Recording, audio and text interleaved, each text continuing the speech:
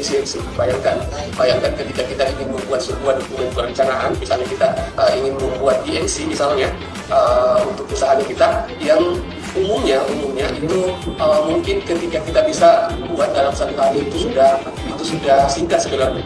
Ya, jadi dari sisi waktu itu cukup lama. Belum lagi kita ingin membuat tentang konten-konten, kita berpikir tentang copywriting, bisa membuat caption yang bagus, atau membuat konten video lebih lagi, atau membuat konten gambar yang bagus, foto yang baik, tentu saja membutuhkan waktu yang cukup lama. Selain membutuhkan waktu yang cukup lama, tentu saja membutuhkan sumber daya yang besar juga.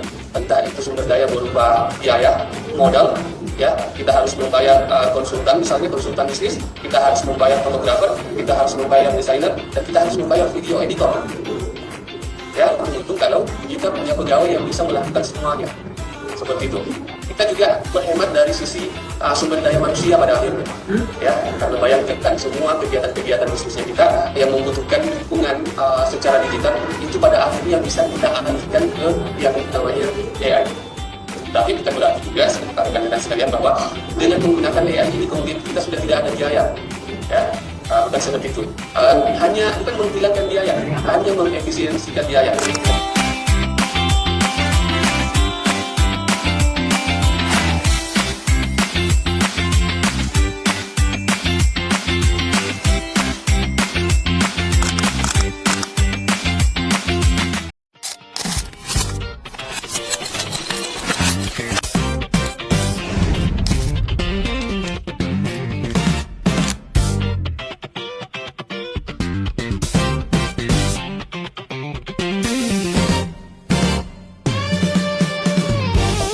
Membuat penasaran dan seru untuk dibaca, itu otomatis orang-orang akan mengunjungi situs kita. Dan ini biasa terjadi, teman-teman, bahkan terjadi ke saya juga. Ketika saya melihat suatu iklan atau poster-poster yang ada di jalan, ketika menarik, saya akan melakukan stalking ke akun dari brand tersebut. Nah, yang kedua, menjalin hubungan erat dengan pelanggan. Di sini kita tidak hanya membuat copywriting menarik, tapi kita usahakan bahwa copywriting kita itu memberikan jawaban dari pertanyaan dari konsumen kita yang mengunjungi situs kita. Otomatis kan orang kayak penasaran, makanya mereka mengunjungi situs kita. Nah, disitulah copywriting juga harus memberikan penjelasan-penjelasan tentang brand kita.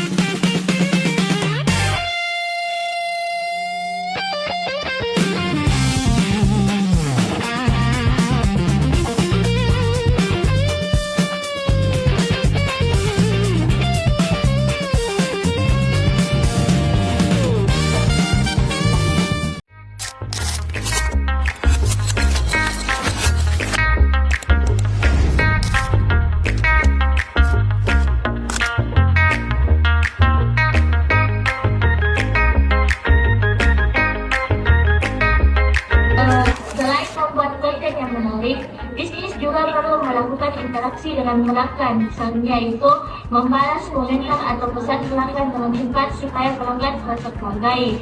Bisnis juga bisa membuat polling atau kuis atau sesi tanya jawab agar pelanggan lebih aktif berinteraksi. Selanjutnya ada menggunakan fitur live streaming atau story. Ini juga bisa digunakan untuk berkomunikasi langsung dengan audiens. Nah, yang terakhir itu ada interaksi seperti bisa membuat hubungan antara brand dan pelanggan menjadi lebih dekat.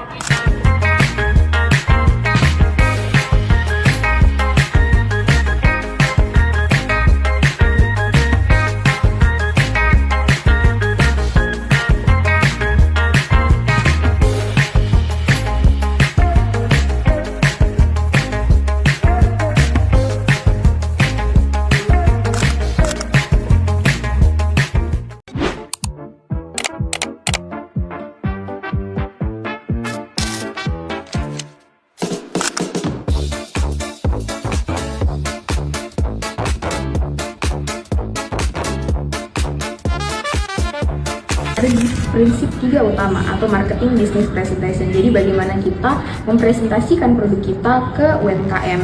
Yang pertama, produk kita itu tidak boleh terlalu sedikit karena itu akan membuat pelanggan menjadi kurang menarik, kurang tertarik gitu untuk membeli produk karena produknya ya basic-basic aja, ada di semua toko gitu. Terus yang kedua, jangan juga terlalu banyak karena itu akan membuat otak pelanggan akan susah berpikir atau bingung begitu. Nah, idealnya adalah 3 pilihan, yaitu ada pilihan yang untuk pembanding, kedua pilihan pembanding, dan 1 produk yang ingin memang dijual seperti itu atau ingin dijadikan laku keras. Nah, 3 pilihan ini sebenarnya ideal untuk membuat keputusan secara cepat seperti itu, Ibu. Makanya mungkin Ibu dan Bapak tidak asing dengan 3 pilihan seperti itu. Banyak produk-produk yang memiliki 3 variasi di setiap jenis produknya.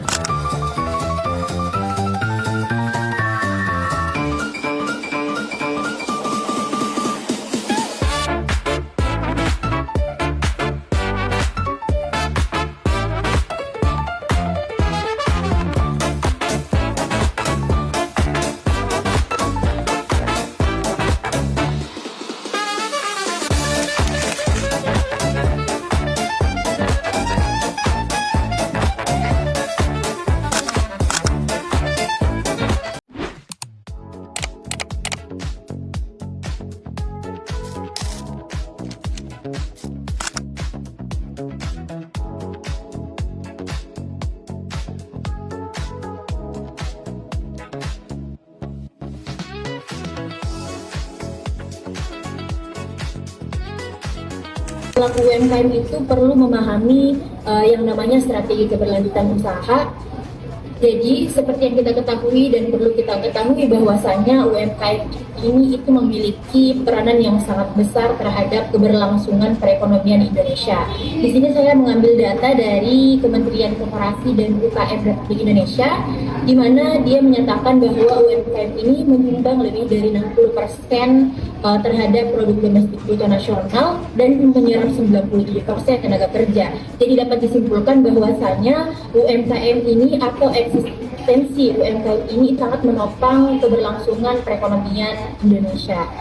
Kemudian hambatannya yaitu UMKM ini seringkali menghadapi tantangan untuk tetap relevan dan kompetitif. Maka dari itu sangat diperlukan UMKM ini memiliki dan memahami yang namanya strategi keberlanjutan usaha.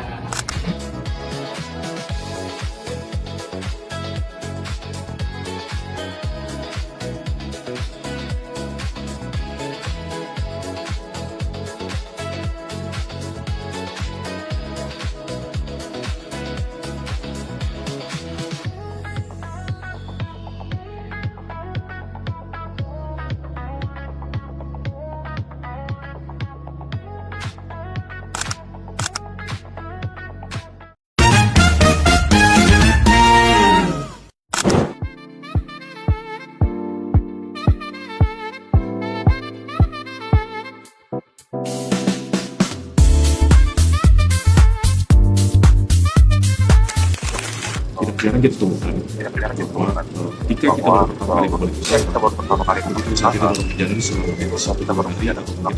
2 hari atau uang dari hasil keuntungan itu dari penjualan kita ambil dari biasanya kalau ada uang masuk itu orang kalau ada uang masuk kalau ada payment uang kita langsung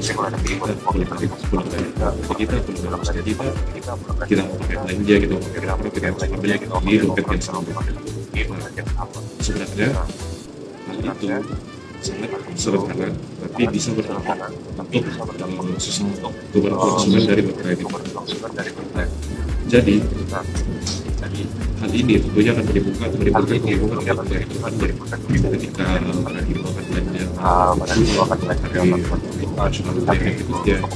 itu saja nanti kalian dapat bingung uang yang hasil penjualan kemarin gimana? Masalah kemarin banyak deh, kenapa ini kalian masih banyak deh?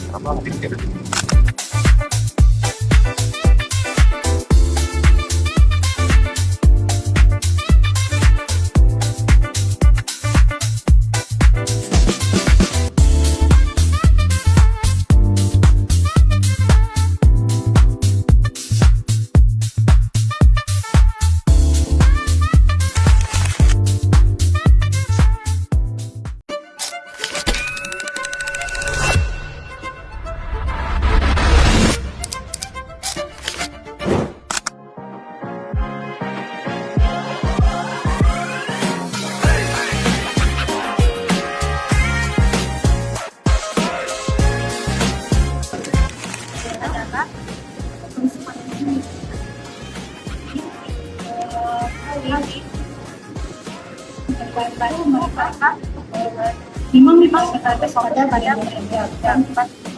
mereka sebagai owner, jadi mereka harus pada usaha, sehingga semua brand ini mereka kurang konsisten karena terlalu fokus pada branding dari usaha saja, bukan mereka owner.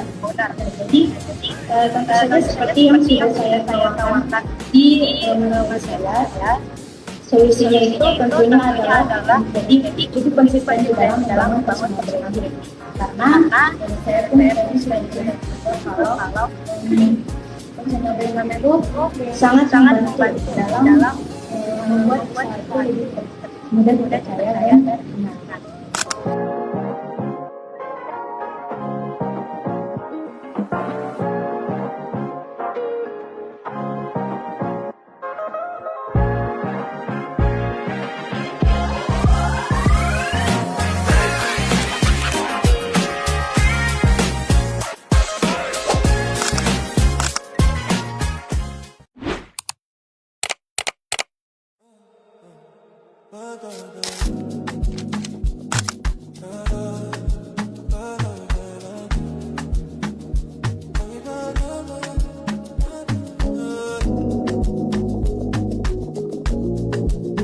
UMKM dari Bapak dan Ibu untuk dikenal lebih luas lagi.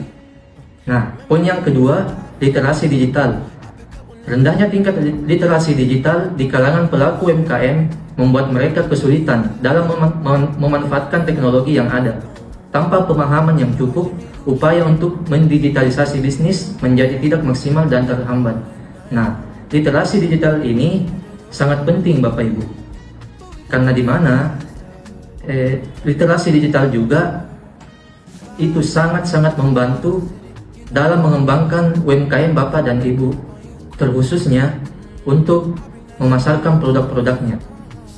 Mengacu pada penggunaan teknologi yang hanya terbatas pada untuk komunikasi saja.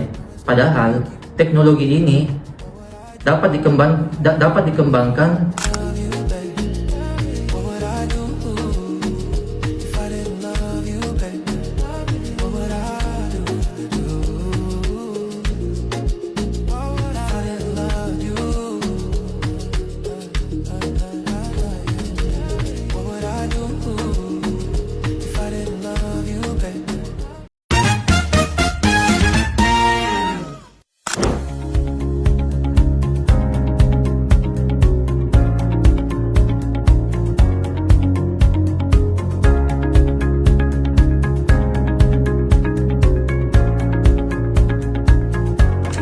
dari saya ini tips soft selling, yang dimana itu fokus pada manfaat produk, yang dimana Bapak Ibu ini menampilkan apa sih manfaat dan hal yang berdampak pada pelanggan. Dan yang kedua itu ada menggunakan bahasa yang natural dan tidak memaksa, jadi tidak terkesan agresif.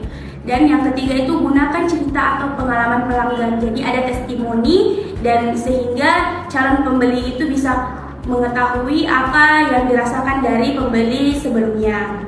Dan yang keempat itu ada memberikan edukasi yang bermanfaat. Bapak Ibu bisa memberikan edukasi tentang brand yang Bapak Ibu jualkan.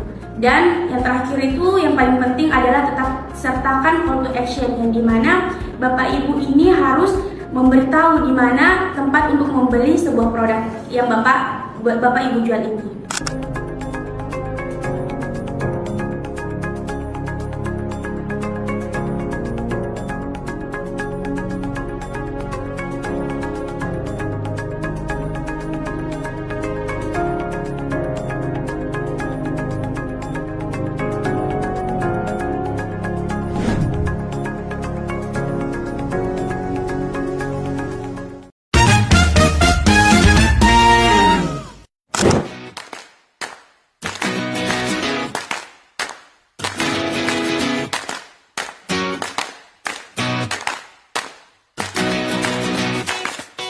Memperkenalkan salah satu bentuk dari namanya value proposition canvas. Nah, ini namanya dua objek yang Bapak Ibu lihat di depan layar ini adalah namanya value proposition canvas. Mari kita berkenalan dengan salah satunya dulu ya, satu-satu dulu ya Bapak Ibu. Nah yang bulat ini namanya customer profile Bapak Ibu. Jadi dalam preposition canvas ada namanya customer profile, di mana customer profile ini penting untuk kita sebagai penjual mengetahui dan memahami pelanggan kita itu sebenarnya orang yang seperti apa, atau calon customer kita itu yang seperti apa.